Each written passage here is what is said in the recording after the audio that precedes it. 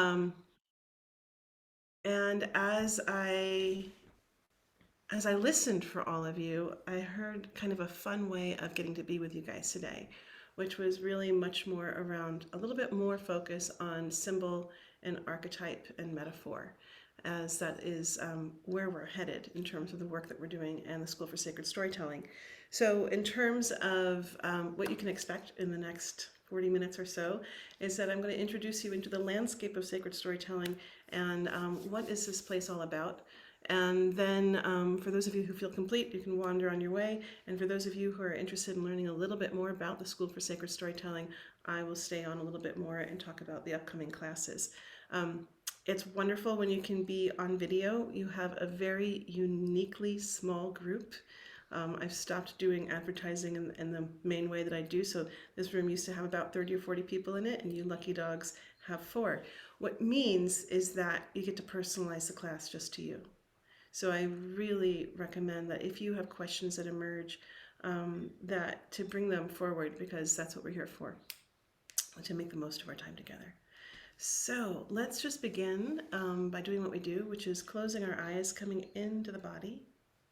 And I'm inspired by Terry's use of her body and being embodied, and I felt that core. So let's connect to our core strength and feeling your connection into that third chakra. This was actually the place that we just spent the last 6 weeks developing.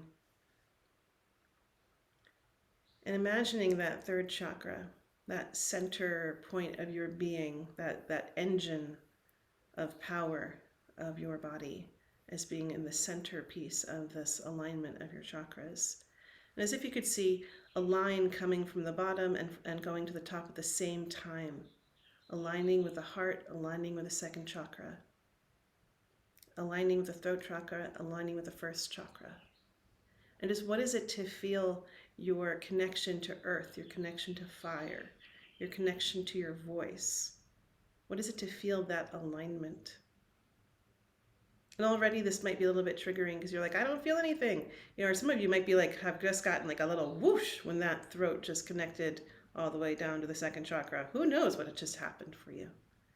But this is a practice of paying attention, attunement, and trust.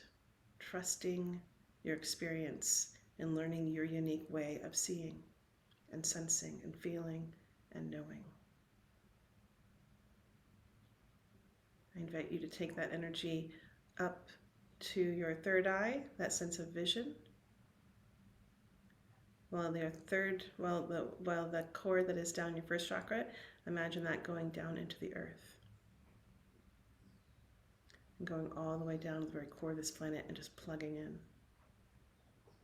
Connected to earth. As if you could invite in some energy into your beingness. And have that energy go all the way up to that third chakra, feeling a little pulse of energy, and then sending that up to whatever that word is for you. If it's spirit, if it's to the guides, to the angels, to the greater self. And just feeling what it is to be connected to both earth and spirit, and your channel as being a vehicle for that communion.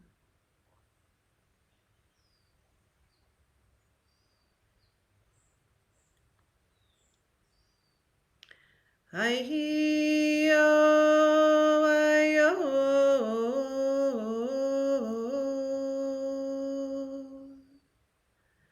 ai-yo, ai-yo,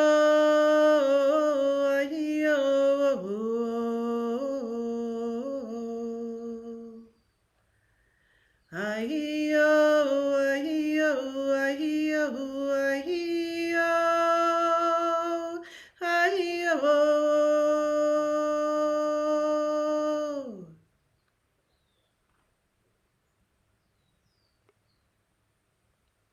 And from this space, I invite you to connect to that core of your heart and wonder within your system, what is it that you're in service to?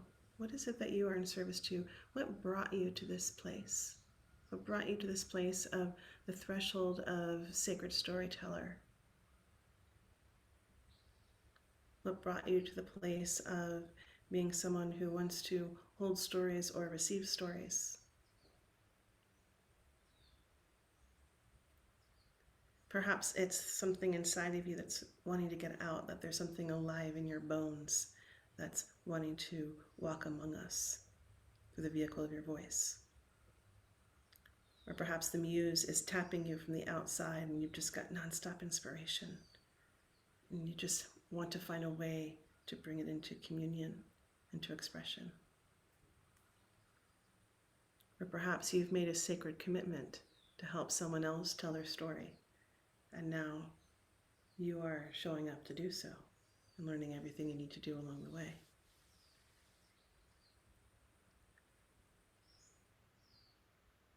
I'm going to give us an opportunity to introduce ourselves, and I'm going to invite us to introduce ourselves through symbol and metaphor. So what we're doing is we are used to being in the side of our brain, the left side of our brain, which is, it's that information center, it's the logic, it's the linear, it's the part that knows how to do an Excel spreadsheet like nobody's business. It's that part that can do our taxes. It's that part that can follow, instruction. It's that part that gets really activated in our modern day world. And I'm going to invite you to hop the ship over to the other side of your brain. And this is part of their brain that used to get a lot more action in the earlier days of humanness. And this is the place of symbol and metaphor and meaning making.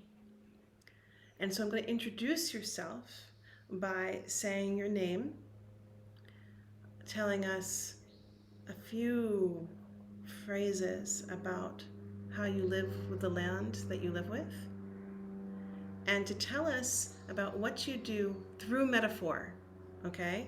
So don't tell me the Muggle world expression of what you do. I'm asking for the symbolic expression of what you do. So we're looking at what is a symbol, what is the metaphor of what you do, okay? And I'll give you a little example. And these are very short, 30 seconds, okay? These are brief. My name's Leah Lamb. I live in a canyon of Topanga in California, and my home is surrounded by these elder oaks whose arms are gnarled and reaching out and hug the balcony right outside my office. And I feel very held by those old oaks. And I come to you as Spider Woman. I'm a weaver of words, a weaver of worlds, and I am fire, and I'm a fire starter. I'm an igniter. You got it? You got what we're doing? And that's the length. That was like 20 seconds. So we're being, this is a practice in being essential with our language. So when you're being essential with your language, you can slow down. You don't have to know exactly what you're going to say. There's that great saying that written by, oh God, come on, Rilke, who said, I would have written you a shorter letter, but I didn't have enough time.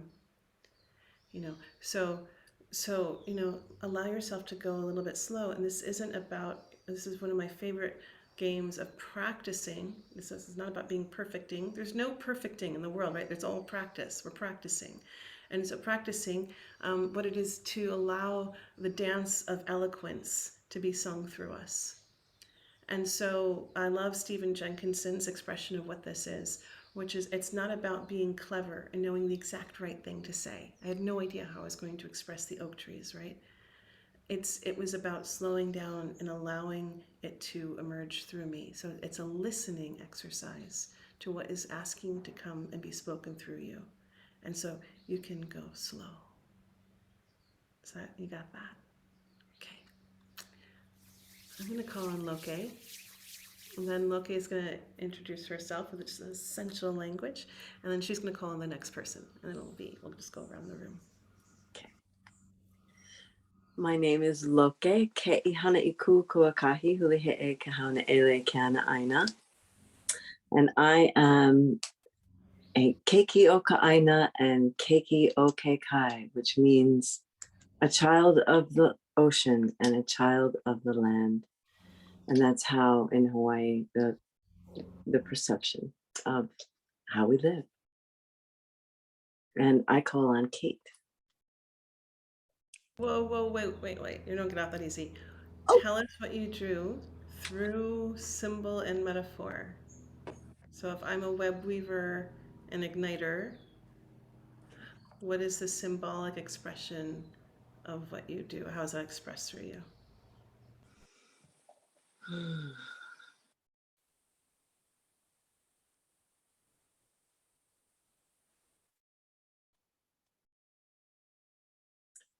I tend to the Aina, the land, by gardening and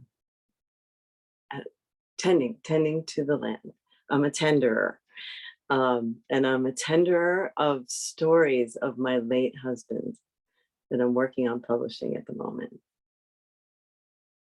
I don't know if that helps. That's great. So you're a fire tender. You're someone who keeps the fires burning. Mhm. And the fire tender, it's a very important role. They're often the ones that have to stay up through the night, and they're the ones that have to pay that are really paying attention, and they're speaking the language of fire. Great fire tenders are kind of amazing if you've ever gotten to sit with one. There's no smoke. When you have like someone who really knows how to tend fire and is aligning with the spirit of the fire, the smoke goes straight up and it doesn't spark and hit people. And when that fire isn't being honored and isn't being tended by someone who speaks its language, that's when they can get all whack and wild. It's really something to witness. Thank you for being a fire tender. Keeping Thank these old you. stories alive. Yeah, Yes, this is an yes. amazing project. And now I call on Kate.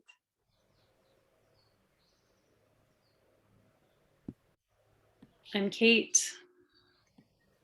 Um, hmm.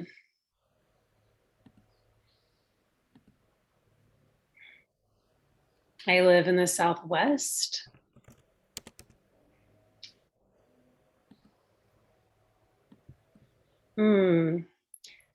I compost.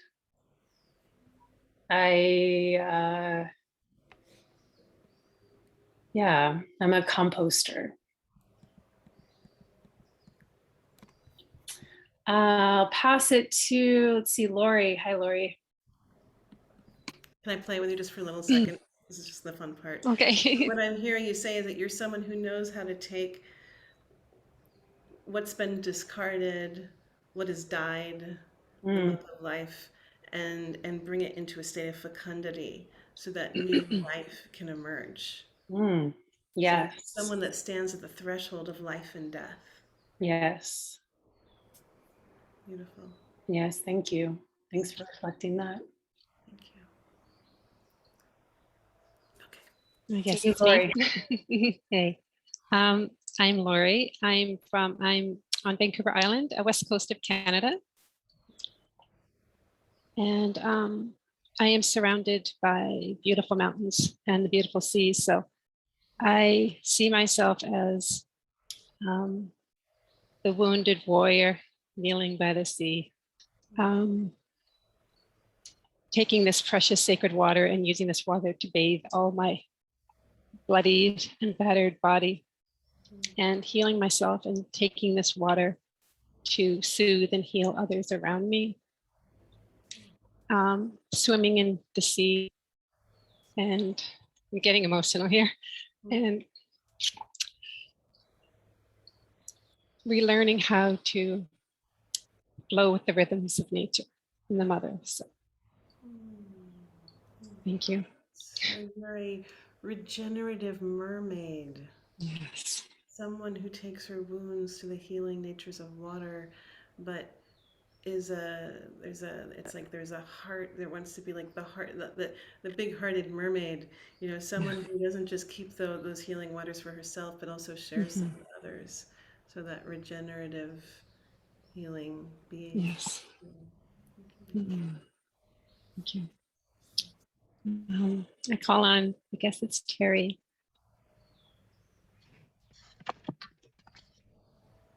I'm Terry. And I live in a desert that's desiccated and dry. And many of the plants and trees that I've planted might die. And I'm loving them. They can stay and letting them go if they can't. So I'm wanting to save the water. And I am a perceiver and a reaper. And I have a boundless ear and a very safe cave deep in the earth. Welcome, Terry. I see in you a woman who has space to create an oasis in the desert from the inside out, and a water walker, someone who's tending to life and the waters. Quite a thing to do in the desert. Thank you. And to our person beaming in from an iPhone, the invitation is to say your name, just a word that describes the land that you live with, short phrase, and to describe what you do through symbol and metaphor. So that's what you've been hearing, is that we're describing what we do in the world through symbol and metaphor, not through the name of the role. Would you like to pop in? And if you do, you need to unmute. Okay. So, oh, Hi, hello. my name is Dalila, and I live, let's see, I live in Oregon, a land of nature and valleys with water and trees. And I am a feeler above everything. I feel deeply and connect through emotions with others. Welcome, welcome, welcome. Thank you for bringing us your way of being with and feeling that kind of presence that you have. And let's dive in. So I invite you all to be on gallery view if you can. And my name is Leah, and the reason why I come here in the realm of sacred storytelling, a little bit about me, is that I grew up on a farm in Vermont. I grew up like in the woods, in the seasons, getting to find the bones of animals that were lost in the winter when the snows finally melted, and finding comfort in this little creek that was way far away where nobody could find me when I wanted to run away and hide, and falling in love, like in love with the flowers of the fields that were often mowed when they got too big, and just how crushing that was as a kid. And so I really got to grow up with nature nature was my sibling. You know, I was an only child for a long time. And there was not this, there wasn't the kind of, it was a different kind for children. And we were literally just told to like get out of the house and go do your thing and come back at the end of the day. And so there was a lot of freedom and spaciousness and a lot of opportunity to figure out how to manage boredom, because that was for real. Living in a really rural place as a kid with no other kids around. And so I was literally, forced, invited into a very, to really getting to know my imagination.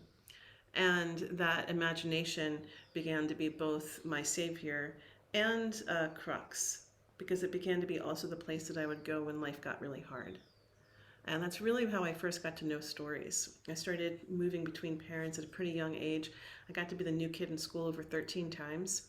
If anyone has gotten to be the new kid in school, you know that it isn't that much fun. And so one of my surviving mechanisms was to read books, and they would just kind of be my protectors.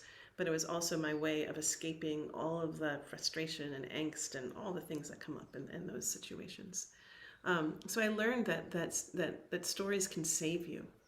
that they can be allies, that they can be friends, that they can be a place that you escape to, that they can be a sanctuary. I learned the responsibility of storytelling when my best friend committed suicide when I was 16. And because story had always been the sanctuary, I went there. I went there at that time as a way to make sense and make meaning of something that you couldn't make sense or meaning of. And that play ended up getting produced at a storytelling festival, and I ended up getting to see it on the stage. And I learned the responsibility of what you put out comes back. Because while I shared my grief, then everyone shared their grief back with me. And I learned that as someone who holds that then there's a responsibility to meet those who meet your story. I learned the business of storytelling when I went straight to New York City straight out of high school and started studying acting with Sandy Meisner and worked at Williamstown Theater Festival and worked a little bit off Broadway. And I got to figure out very young that I did not want that world. I was not cut out for it. And I really didn't want to spend my life speaking other people's words. And so I ended up going to Arizona. Hello, darling, from the Southwest, Kate.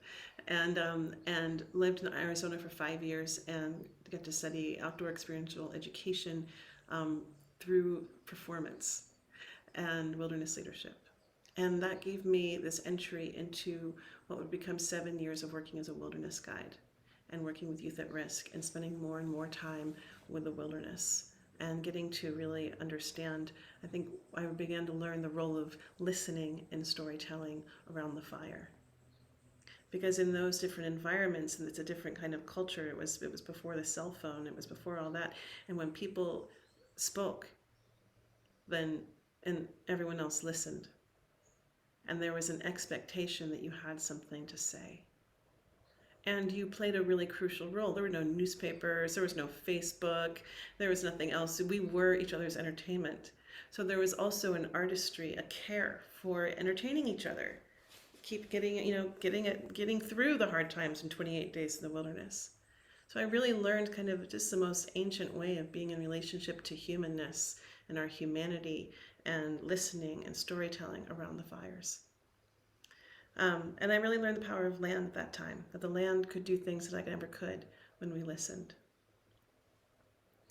I learned that good people can do dangerous things with storytelling.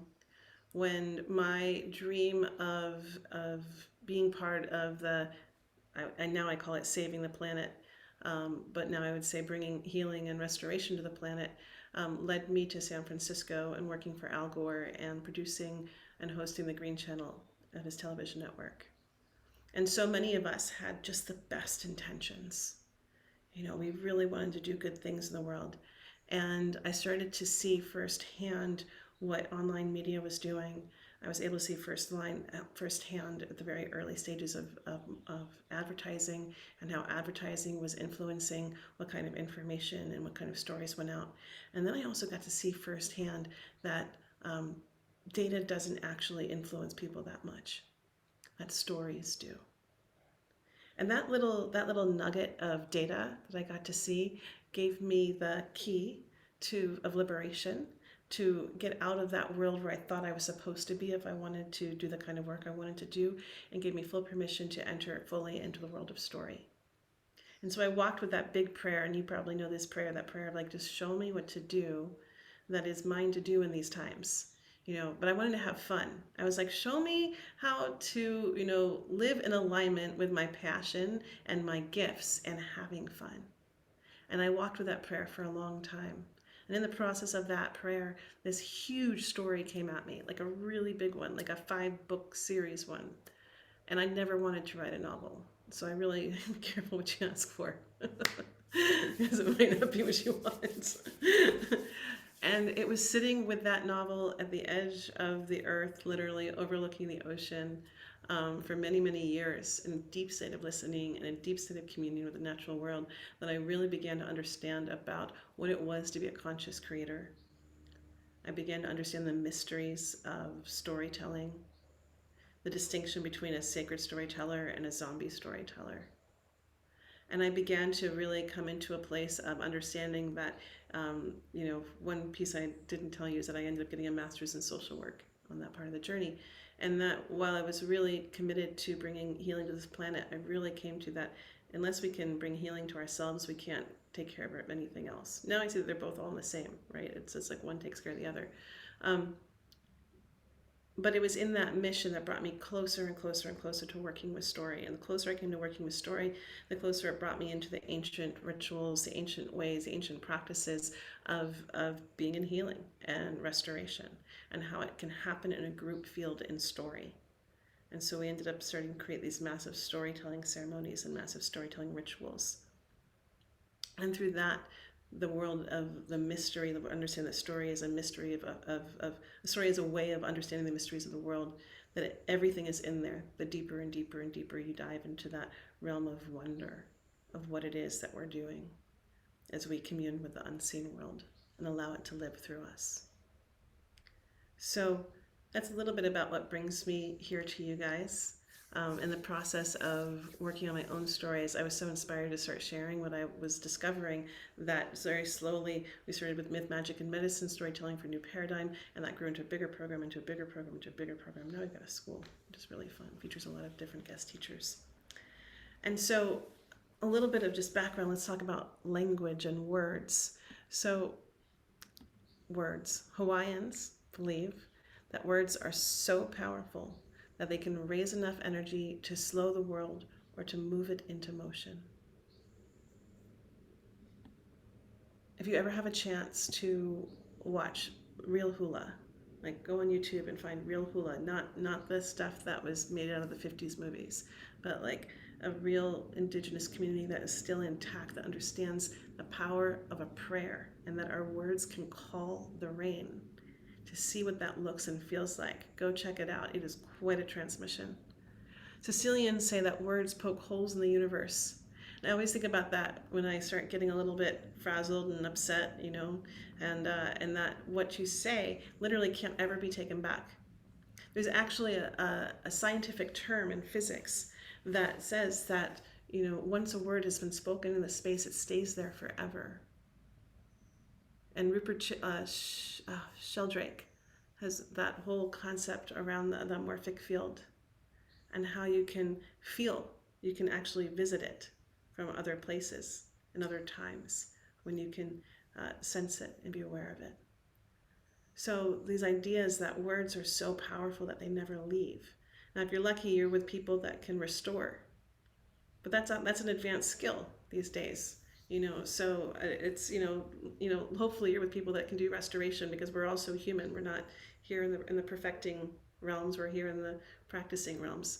And so I trust the Sicilians, who I see as hot-tempered folk. Australians say that the stories of the past must be sung to the present so that the future can exist. I love that on the continent they have this concept of song lines where the stories travel through the earth.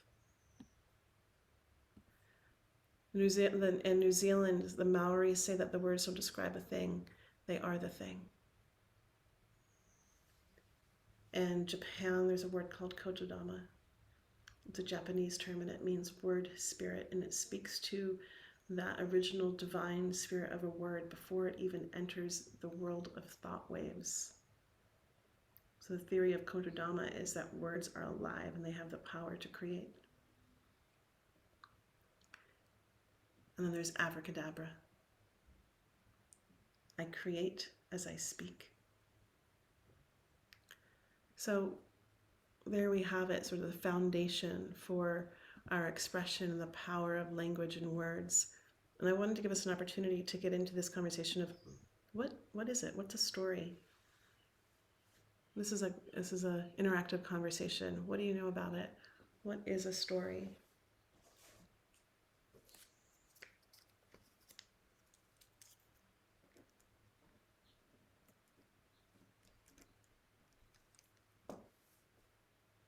Anyone can pop in, just what comes to mind. You can speak out loud. I'll get us started in the most basic way. This isn't true for all stories, and some stories have a beginning, middle, and end. I so appreciate you saying that. So I love it. So some stories have a beginning, middle, and end. Usually, especially in the West, it's like there's a beginning, middle, and end, and and different cultures have very, very different styles of talking story. In the Western culture, we've had the hero's journey just like just pummeled into us over and over and over again. So we think it's the only story structure that's out there. It's like literally go to Hollywood with a script and they look at it against the hero's journey thing because it's like it's just so ingrained that that's the only story model. But there's many, many other story models out there and story structures out there, and their relationship to making meaning, and so and what an ending means. And when I started reading Indigenous stories, my brain would break because they weren't designed to give the answers. They weren't designed to hit you over the head with a moral. They were designed to I don't know, mess up the order of what things were and introduce a new way of thinking and seeing the world. And so I really invite you, like, if you really want to get to know stories and the world of stories, to really like allow yourself to be a student of different cultures and get to feel the rhythm and the souls of different cultures of how they tell their story. So you get that big universe. Thank you for speaking to that. I have one. A story is a connection to a dance that someone did. A connection to a dance someone did. Okay, say a little bit more. Well, I was listening and that's what came in my head was like. I love it. Okay, so what I'm picking up from that expression is that a story is a dance. It's a dance between us. And what I understand about story is that they're not designed in a vacuum, and they're not designed by yourself. It is a completely collaborative expression. So either you're collaborating with spirit, or you're collaborating, as Sean Kane says, with the earth, and that stories are the earth speaking out loud through us, or you're where the muse is coming around, or when you're in that field of deep listening. As I once was. I hosted Martin Shaw several times for events, and I was like, Martin, what kind of story are you going to tell tonight? And he's like, I don't know, I'm just going to wait until I feel the audience, and then I'll know which one wants to speak to them. And so there is this kind of very deep listening about tending to the hearts of those who are there, and what story wants to emerge in that space of collaborative play. It's like it is this great dance floor that we're all playing, and it's happening in the unseen realm, but it's also being expressed through the words. Okay. Anything else that wants to be spoken about? What is a story?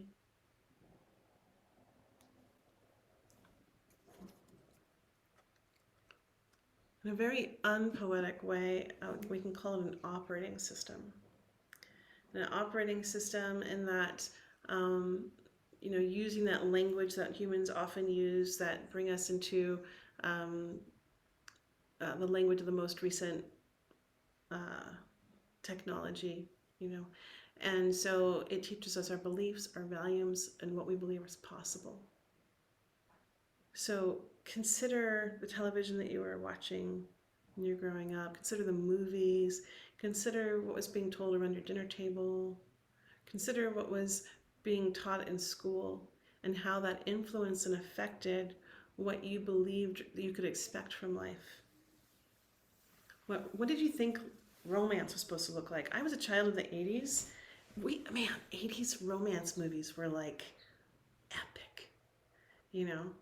Totally messed with my head. I had to do so much reprogramming about what love and relationship actually is. Because nothing was looking like, Eric Stoltz coming in from some kind of wonderful, it's like, so it's like you have to, it's what are these stories doing? I was walking through the canyon a couple of months ago, and I swear to God, the trees were like, Leah, that is such a gross hack of a description. Why don't you tell them the truth that it's a library of the soul? And that is true too. Stories they're libraries of the soul, and they have this opportunity to give us this evolutionary step up, You share your wisdom stories. You share the parts of life where you had some hard lessons, but you understand something different on the other side. And when you share that, I'm able to not have to make those same mistakes. It's like we're part of this evolutionary expression together. But they also tell you about the times that those stories were born from. They'll tell you about the land that those stories were born from. They'll even, if you know how to listen, tell you what people could say and what they couldn't say. So there's this real amazing study of what it is to understand a story, is to understand it's to be an archaeologist. But then there's something else that a story is. And it's a vehicle for the spirit. And I want to talk a little bit more about that because it's pretty well understood, and probably, I mean, I think every religion agrees that that this body is the vehicle for the soul. The soul comes and it lives in this body. And then there are these spirits among us. And the spirit of joy, the spirit of happiness, the spirit of wisdom, the spirit of anger, the spirit of revenge, the spirit of hate. And those need something to live inside of. And I understand those as living inside stories. And then as creators, because this is, all the ancient religions did agree that the world was sung, spoken, and chanted into existence. So we are the creators of this world through the words that we speak. Now, what stories we bring in affects what spirit gets to live through this body. We can invite all these different spirits to commingle with our soul. I've started thinking more and more about how, like, different people, you got to be really careful about the company you keep, because you got to live with them and all the stories that they live with, the good, the bad, and the ugly.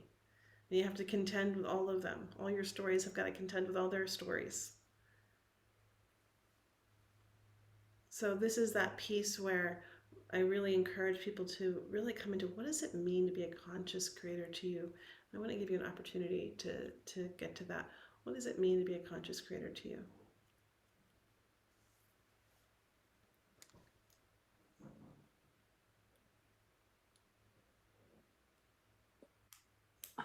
To me, it means creating with intention. Creating with intention.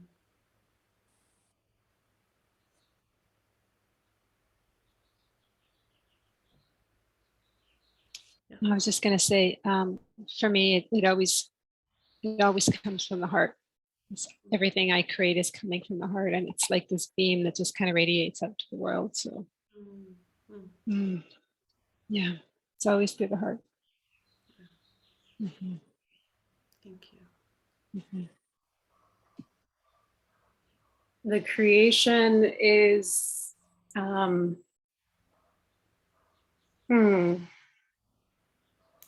it is life. The word that comes to my mind is like life affirming, and that it is working in concert with my values and what I want to bring into the world. And then there's a piece about like authenticity, like it being from a heart-centered space. So this Thanks. authenticity, this intention, I like this, speaking that it's created, like, where does it come from? And this idea that comes from your heart. Terry, were you leaning in to say something? Yeah. Well, right now for me, it's about like a very fierce nurturing so that I can know the things that I'm creating that I don't want to know and learn to really love them and hear them. And I recently had something like that happen, and it turned into this beautiful story. And I just really, it's like about really guarding my heart to fiercely be tender with the things that have been lost to our culture, things that have been exiled, and that I create. Yeah. Thank you for that. So I like to evoke this question, and I invite you just to keep walking with it in terms of what are you consciously creating in the world. You know, and as you do that, and understanding that every word that you speak is an opportunity to evoke that into being. You know, and it's like I know that I'm in service to love. It's one of the things that I'm totally in service to, and unity. And so every story I tell is a love story. I just can't help it. It's just a love story. I don't have to. It doesn't always have to talk about love. It's just gonna come through it because I can't help it. And it took me 10 years to figure that out after seeing all my stories. I was like, oh my God, they're all love stories. You know, so it's like I want to give you an opportunity to like be a detective of your own life. Start noticing all the patterns. Like, what are the stories that you're drawn to tell? What are the stories that are drawn to you? What are the ones that keep calling you that you want to learn more about? Another piece. Sorry, I have to.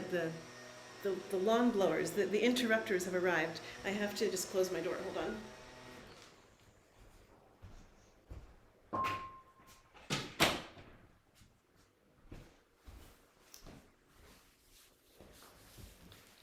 So that beautiful piece about what it is to be a conscious creator and to be using our language all along the way, it's again like entering into the round of practicing.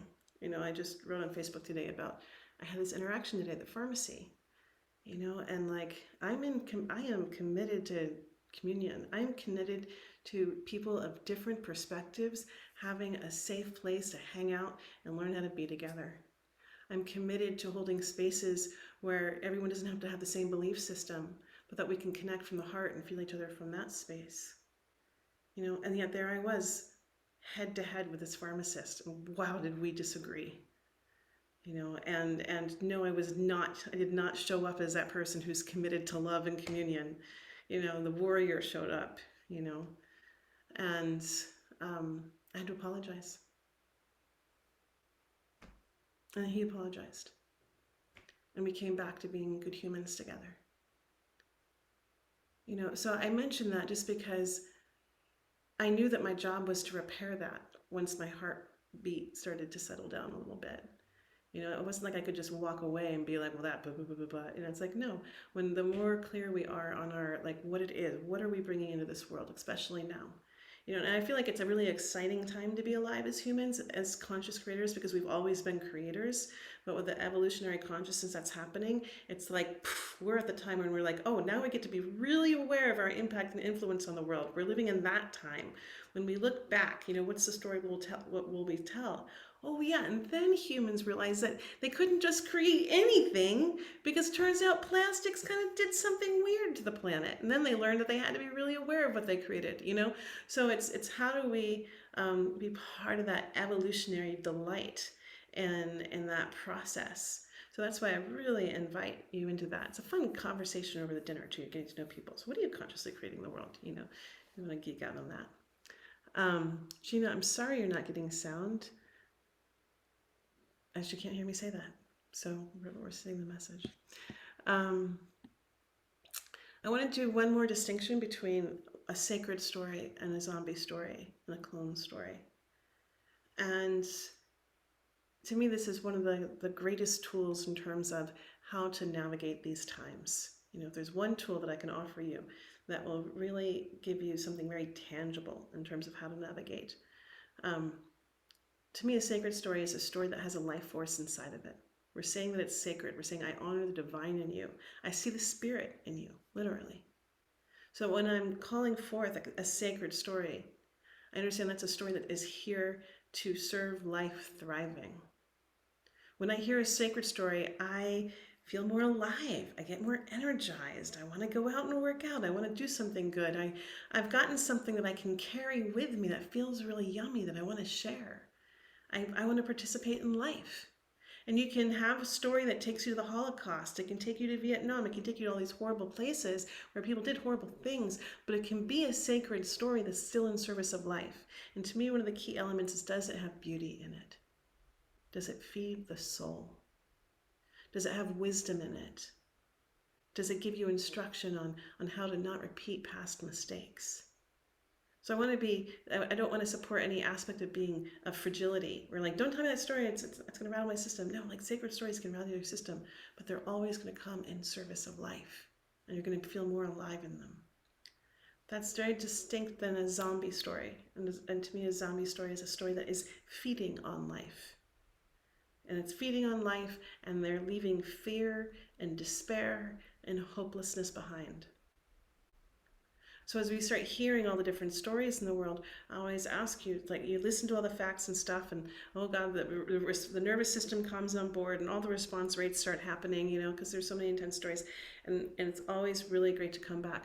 What was the source of the story? What land did it come from? This is one of the things, Tyson Yunkaporta mentions this, who wrote Sand Talk in Australia. And he says, every single story, like if you want to know a story, you have to know the land that it came from. So when we hear all these different things that are flying around, you can always ask, you know, as you align yourself as a sacred storyteller, you know, is this story planting fear? Is this story planting the ideas that of separation and othering? And is this a trustworthy story? Do you know the land that it comes from? Just good questions to ask before you allow it to inhabit the garden of your consciousness, where it can grow and sprout and do all kinds of things. Like, what do you want to give your precious life force to? What will you create and recreate? And then to me, there's also these things called clone stories. And the one last thing I want to say about zombie stories is that I think that there's a lot of them out there, and I don't think that they're made by bad people. I think that a lot of them are just created and carried by people who haven't fully embodied what it is to be a conscious creator. And so we can all be carriers of zombie stories. But this is an opportunity just to open up our eyes and be like, okay, how do I want to use this voice? What spirits am I going to invite into the room to be with my friends? And will I be feeding? And then a clone story, to me, it's like there are these stories, they act like a story, they smell like a story, they even look like a story, but there's no life inside them. There's no soul. And a lot of that you'll find in marketing, where they understand the science of the human brain and how we are a storied race and how we will always respond to story. And so they literally build the skeleton of a story, but there's nothing alive inside of it. And you know, you can recognize them because you can't remember them. You know, how many commercials do you walk with and hold and remember? But it doesn't mean that they don't do something to you when you're in relationship to them. So those are some skills that you can carry into the world as sacred storytellers, and to be able just to distinguish the landscape that you are living in that's made of all these stories.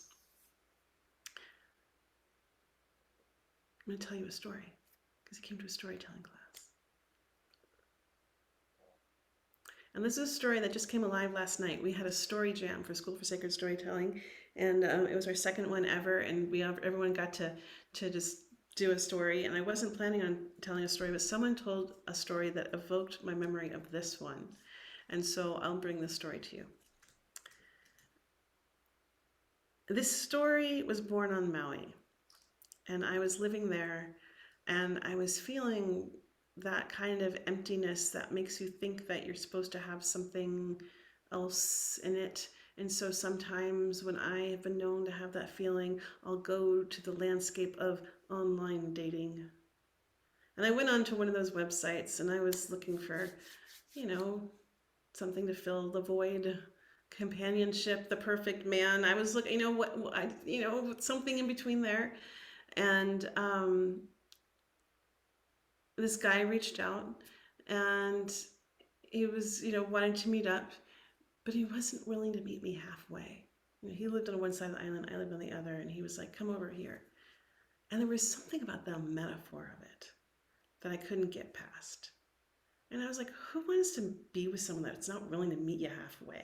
I mean, come on. It's like, as someone that's, in the dating realm, like I've learned that people often tell you everything you need to know on the first date, if I'm willing to actually listen. So I'm like, you just revealed everything to me. No. And I skipped it past.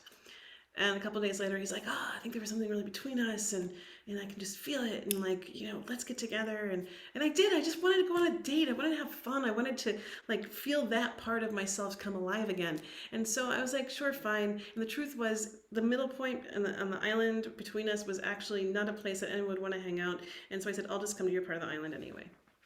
So I'm going over there, and I'm driving over there, and I was miffed. I had gone against something within myself, and like the rat, and start twirling and turning the cage, and I'm just like, oh, blah blah blah blah blah, and I'm just blah blah blah, and I'm like grumbling the whole way, and I'm like, Liam, like, look, you either want to go on the date with somebody or you don't, but you don't show up like this, It's like, come on, you're old enough, like, no.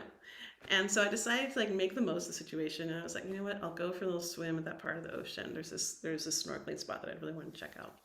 So I go over there and I take myself a little snorkel, and I did something that I'd never done before. And granted, you guys, I lived on the island, so it's like it's not like I don't swim all the time and know how to do it. And so something in me, and I'm so curious about who was that being within me that made this choice, that decided it was a fine idea to stick my car key in my bathing suit.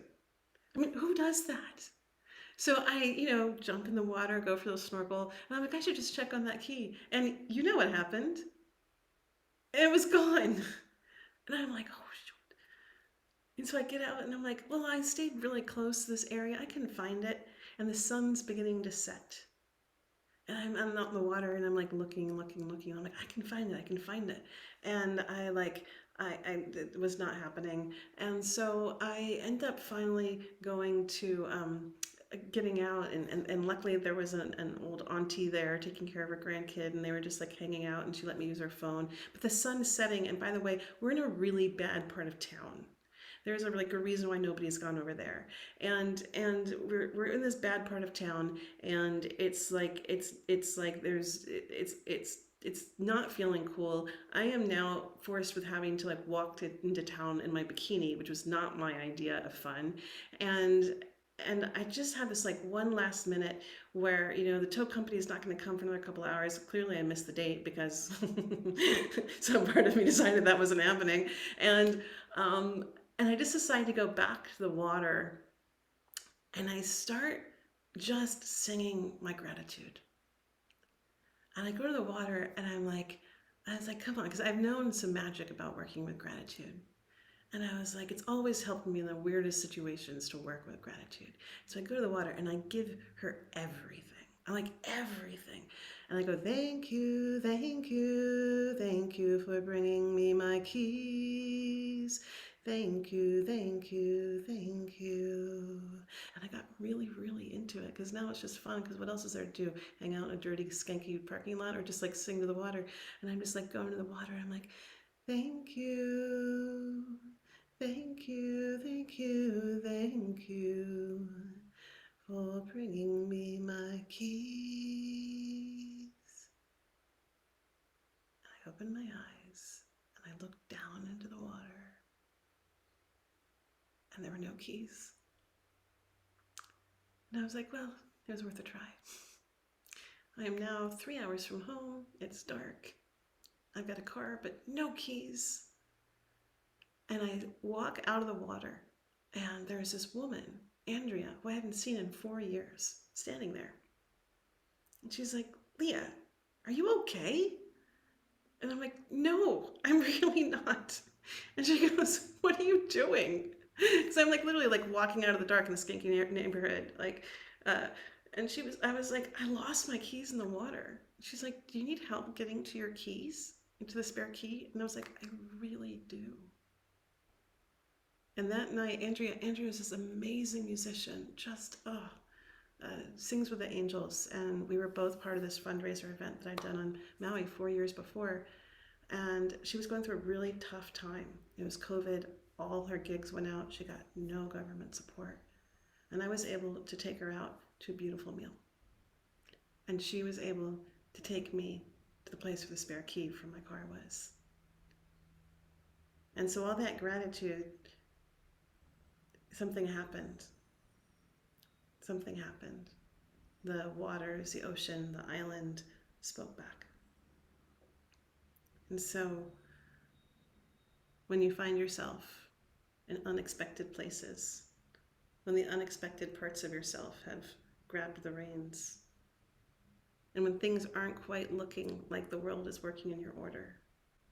May you always remember to sing your gratitude and receive the miracles of life. So that is your story. Gina, yes, there's going to be a recording of this class. It will be shared. If you feel complete, we are done. If the storyteller in you has come alive and you want to learn about a few more ways where you can bring your stories into being, I'm going to talk a little bit about a course that's coming up called Medicine Stories. There's no other course like it that I teach. It's one of my favorites. And I'll also tell you about a story coming up called Tell a Bigger Story, which is all about working with story as a tool for healing. So for those who feel complete, fare thee well. And now I'll tell you a little bit about the School for Sacred Storytelling. Bye, Loke. Loke has been in many of these classes, and she'll be in Medicine Stories. So Medicine Stories is, we have the School for Sacred Storytelling. This is a program that goes through each chakra of the body. So we have these 4-week classes and these 6-week classes. And the 4-week classes are storytelling skills classes, where you get to learn different kinds of skills as you learn different kinds of modalities. So the kinds of storytelling that I teach about how to create your mythos, your actual creation story. I'll teach you about how to tell a wisdom story, how to tell a vision story. We need many more vision stories, and a lot of people don't know how to create these. I'd say our imagination has been hijacked, and there's a lot of other people's visions about what's going to happen in the future. We need more heart-driven people who know that they can create the pathway to a beautiful future, telling those visions, planting those seeds. And then there's Cantadora, which is all about learning how to carry an old story. And then what's coming up right now is called Medicine Stories. And this is a story that is a program that's all about how to create a story of healing for yourself. Okay, so a lot of people know that they have an idea of what Medicine Stories is, what a medicine story is. I'm going to invite you just to take that and put it to the side for a second, because this is a little bit different. Because we know that all stories can be healing to each other. But this is you're in a moment and you're like, you know what? I want to bring healing to this part of my life. I want to bring healing to this unresolved. I'm walking with a really big question. I want to bring healing to this that's happening in the United States right now, based on all these things, or what's happening in Ecuador right now. I want to bring a story for that. Okay, and so this is actually a class that will teach you about conjuring. And we're working specifically with symbol, myth, and metaphor. So this course will will not tell a linear story in this class, as this course is specifically focused on supporting your relationship and access to the mythic imagination, to the unseen world, to receiving guidance. And what I understand about stories is they're a vehicle for the spirits to speak through us and speak to us. So this is an opportunity to really attune and refine and gain a lot of confidence in your intuition, along with your storytelling. So what you'll be doing in this is you'll get laser focus on what is it that you want to bring medicine into this world for. Maybe it's your love life, maybe it's your work life, maybe it's with a relationship, maybe you're feeling compelled to call a medicine story for protection. And then you'll learn how to conjure that story, how to receive it, and then how to tell it. So we're primarily playing in the realm of mythic stories, all told in a mythic way. So that's what that class is. Each class we meet on Tuesdays from 11 a.m. to 1 p.m. And there are several components to it where you get to have a partner. And this is your awesome, ally outside of class. You actually, if you want, you have a small group, and it's a great place to practice, to play, to get deeper and deeper into your own experience, to be witnessed and held accountable in your own goals. And it's a really fun place to experience community. So in our classes, it's like I'll never ever talk this much. This is about it. Our classes are really designed to be highly interactive. You get to work a lot in small groups, super experiential, very focused on you getting to do in the doing and the sharing and being witnessed. And then also having people that are really there who are, one of the big cultures is that we're really looking for and calling out each other's greatness. So people are really looking for how can they support you to uphold the piece of you that really wants most to show up. And so those small groups are there. Some people want to be in small groups, some people don't. That's an option, but it's an invitation that's there. We're doing something a little bit different on the fourth class. Fourth class is always our celebration. It's where we have a little mini storytelling festival. And this time, because we're playing with these conjuring, these mythic stories that are about healing, we're going to get to tell them at nighttime around a fire. So we're all going to actually get to gather around, and for some who can have a fire, you'll gather around a fire. And for some who will have candles, but we're going to create that kind of campfire experience for that last night of deep storytelling and receiving each other's medicine. So that is what's coming on July 12th, and let me give you that link. Sometimes our emails, it's like all the filtering, they can be very hard to get through, even to people that we email all the time. So that's why I say if you are really interested, that's the place to do that. The other thing that's happening really soon is that, and it's kind of a unique moment, is that I teach an advanced facilitator training program. And so if anyone is interested in that program, I can tell you a little bit more about that, but I don't want to go into that if there's nobody that's interested, because it's a very specific thing. You are. Okay, I'll tell you about that in just a second. Right before I do that, I want to tell you one other thing here. I'm just going to share my screen so you can have a quick tour of this world.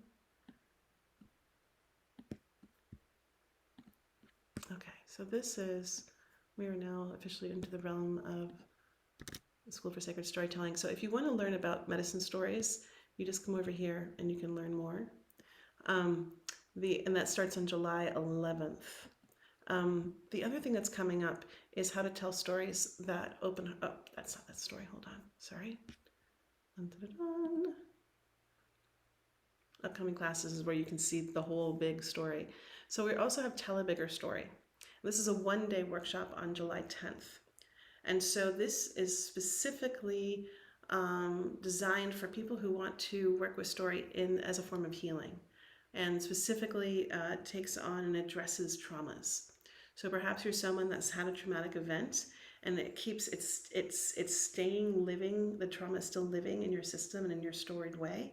And what we'll do through this, it's really through all different aspects. Again, working with the mythic imagination and calling on for that sacred story, bringing the divinity into it, bringing the wisdom parts. Bringing out the piece, the big crucial piece that you'll end up with is there was a person who that story happened to, and there's the person who you are now.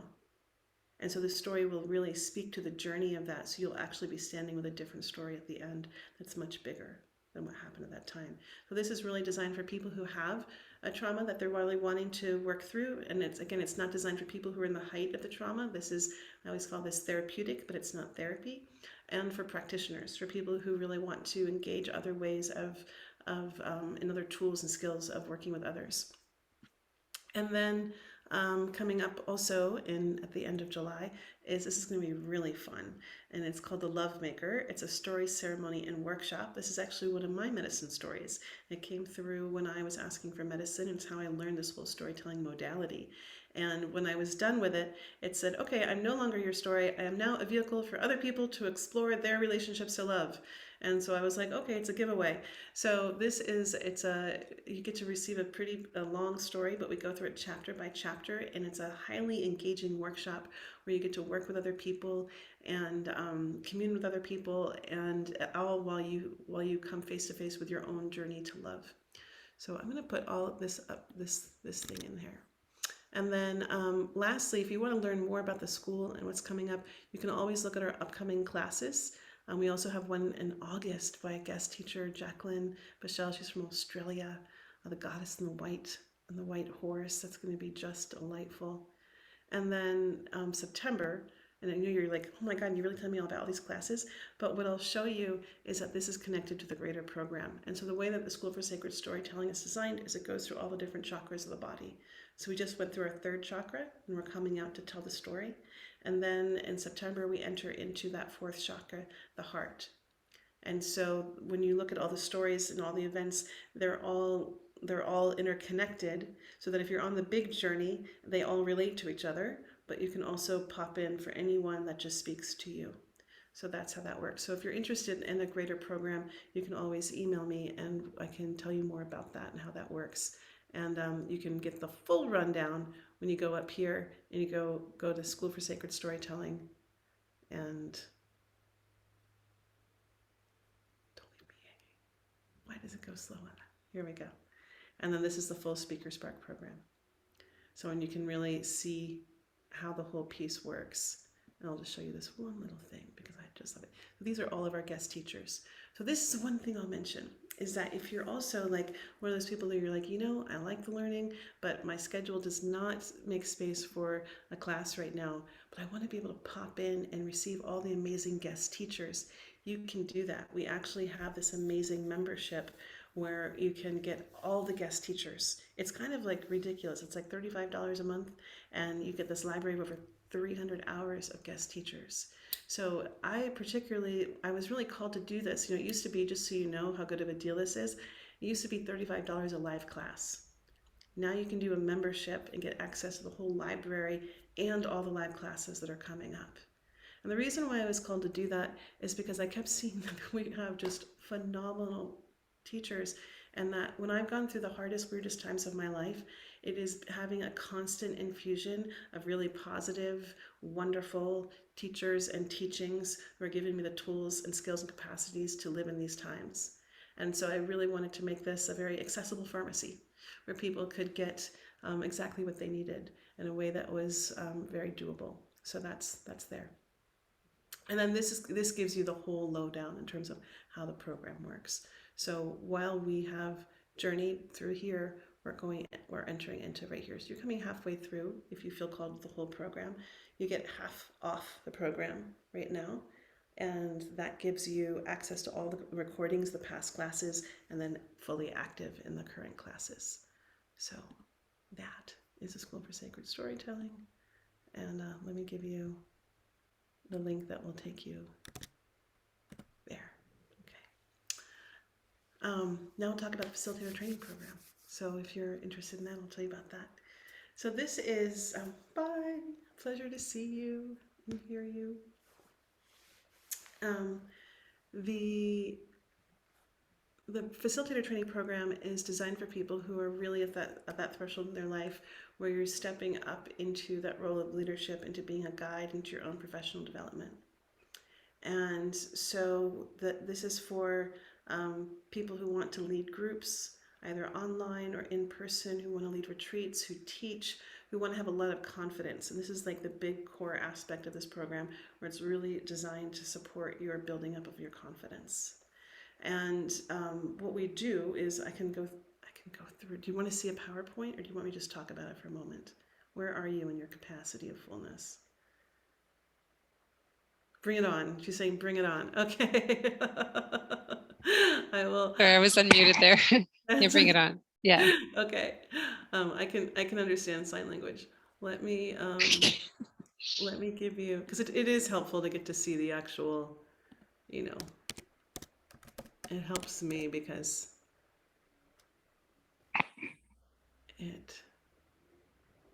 okay, here it is. So this was my own evolution in terms of how the School for Sacred Storytelling has been evolving. And as I was looking at what was happening, is that people would come through and then they would start to get ready to lead their own circles, or they wanted to do more work. And then also I was coming in, but didn't have the confidence or the skills to actually lead groups. And that's a whole other art. You know, we can be amazing storytellers, but that doesn't mean that we can hold a field. And so, or be responsible or responsive to everything that's going on. So this program is really also just designed to, again, like, how do we create a space where everyone can learn how to be good humans together, and also really, you know, find other mechanisms of making good income, especially in these times. And so what this program eventually does lead to is that the school is going to be, this is going to be the last year that I will be teaching live this entire curriculum. And then after that, it's going to go to recordings, and it's going to be facilitated by group facilitators. So there's still going to be a small group experience, but that small group experience in my classes will still be in there, but then it's going to be facilitated and live by someone else. So this is an opportunity for those facilitators to get their training. And what it's focused on is, I just told you about this, about who it will serve. What you learn, it's an 8-month program, but we started last month and it was a small program, and we all said it would be more fun if we had a couple more people in it. So you'd be coming in 2 classes in, so there'd be a little bit of catch up. Our next class begins next Tuesday. So, Wednesday, and we meet on Wednesdays from 11 to 2, so it's a 3-hour class. What you'll get to do in this class is you really develop your unique style of leadership and facilitation. So you'll get a chance to see a lot of different styles, and you'll also get to have hands-on practice in figuring out what's your special sauce, what's the magic that you bring, and you'll get to really practice it and amplify it and get a lot of feedback on it. You'll have direct hands-on practice facilitating 3 different kinds of groups. So you'll get to solo lead your own course and your own experience in terms of what is the work that you're sharing in the world. You'll have an opportunity to collaborate, and this is a whole other skill set, and to co-lead with somebody. And then you'll also have an opportunity to facilitate 1 or 2 different kinds of programs in the School for Sacred Storytelling and receive support and mentorship. That's kind of an amazing 2 for 1 deal, because you also get to be in the class. You will also learn how to call out and lead an emerging creative process within your group. And to me, this is actually one of the most critical things to have a strong skill around, in terms of there's so much changing in the world, and you really need to know how to go with that change while holding really clear and firm what you guys are there for. You'll learn how to develop really strong boundaries, how to bring clarity to your communication, how to build trust within a group. You'll have a space to develop your own unique process. We already talked about that. And you'll also get a lot of feedback. This is really critical for me. You guys haven't been in the other classes that I teach, but in our storytelling class, it's really designed to completely support creation, and it's new, so there's no critique. It's all support. In this, we actually really want you to get to know your blind spots. We want to support you in seeing the parts of yourselves that can be developed and strengthened. And so we really encourage, there's an environment that encourages that kind of strengthening. So I love these kinds of programs, because they're the kind of program where I know that I'm the best I can possibly be when I'm out, because people are being really honest and not just nice. You'll leave this program really having a lot of mastery in really being able to provide both helpful, supportive, and constructive feedback. You'll really get opportunities to master your communication skills, and all along the way, you're aligning with your own broader purpose. I already told you about the 3 different kinds of practicums that we're doing. And when it comes to story ceremonies, you have an opportunity to actually facilitate in the classes, which I just introduced you guys to a couple of those classes. And then there's also this really unique thing, and this is unique to me in terms of working with story and ritual healing in this environment. And so there's all these different opportunities that you have. The program goes through January, so you would be with us up to the story of the witch. I think I just put all of them on there. These are from last year's, by the way, story ceremony. This was the story of Medea. Actually, it was 2020. It was in February of 2020. Was when we did that. It was the last time that we did a big event. Yes. Bye. And I mean, that's the program. Do you need more information? I think that's good, actually. I guess just you and me now, right? It is. Here, Yeah, I'm recording, so we can just.